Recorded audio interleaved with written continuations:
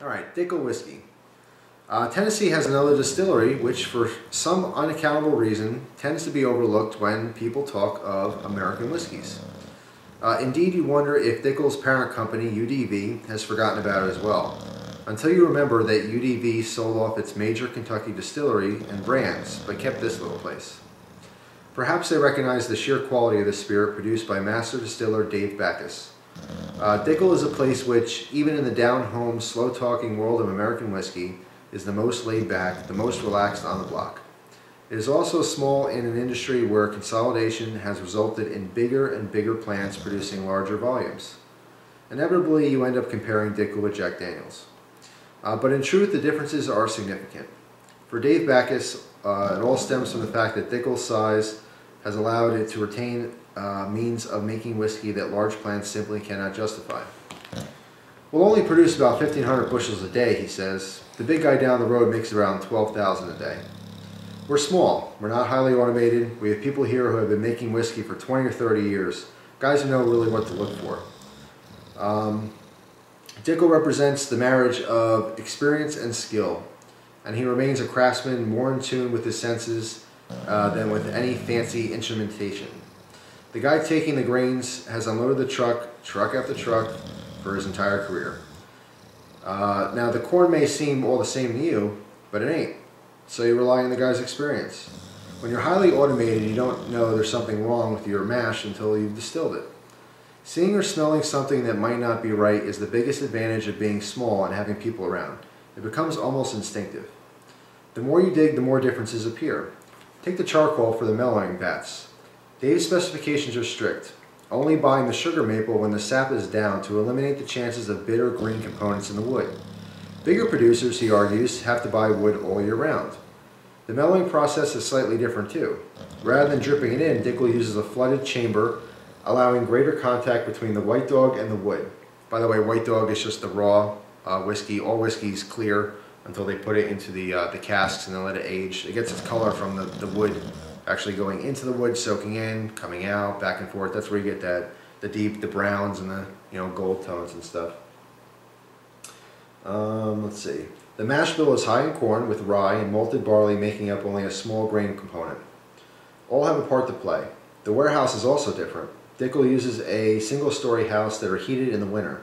Multi-story racks are differently from top to bottom, Dave explains.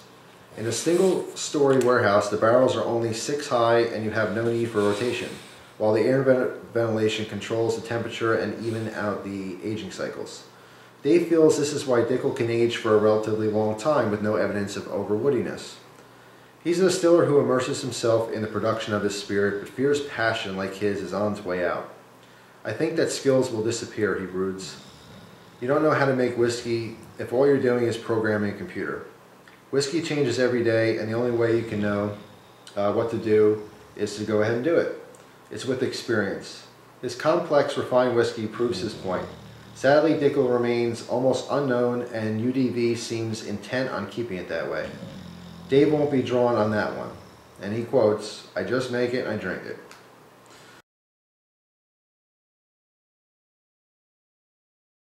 So, I just thought it was really fascinating. It's just pretty cool. This is a company, it's very small. It can't compete money-wise with Jack Daniels, but they don't care. They're happy, they make enough money to stay in business, and in my opinion, they definitely put out a better product. I've had Jack Daniels before, on many different occasions, but I'm just going to do a quick nosing of it. They are very similar, I know that. Cuss snoring in the background.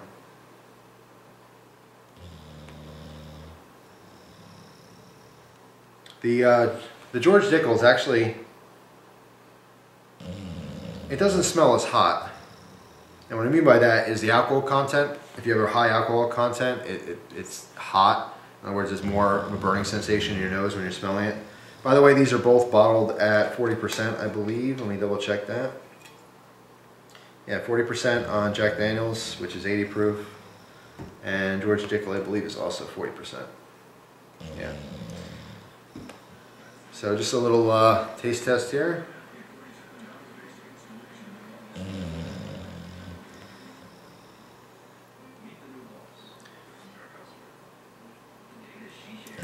I'm telling you, it's much smoother than Jack Daniels. If you had Jack Daniels straight or neat like this, just room temperature in a glass, no interference with ice or Coca-Cola or anything like that.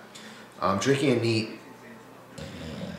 it really is a smoother finish, and also finishes longer too. With Jack Daniels, after you swallow, you get a little bit of taste in the background, but it very quickly fades away. And this kind of has a longer finish. As far as the flavors, it's extremely similar.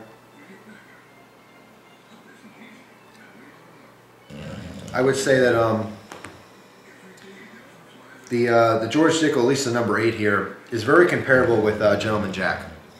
If you've had Gentleman Jack, which is just basically an upgraded version of Jack Daniel's Black Label or No.7, I think you'll like George Dickel No.8. Smoother, more refined, aged longer. There's not a whole lot of bitterness in it. Sometimes the younger whiskeys, particularly No.7, has quite a bit of a bite. It's not an alcohol bite. It's just because it's young. It's still like a wild, untamed whiskey. The longer you age it in wood barrels, the oak just does something. It just mellows everything out. It calms it down. I just think it's better. Overall, in my opinion, it's a much better whiskey, and it's cheaper. So, yeah, if you like Jack Daniels, definitely try George Dickel. They have a bunch of different offerings. Like I said, this is their cheapest one. $6.99 in my store. Can't beat that.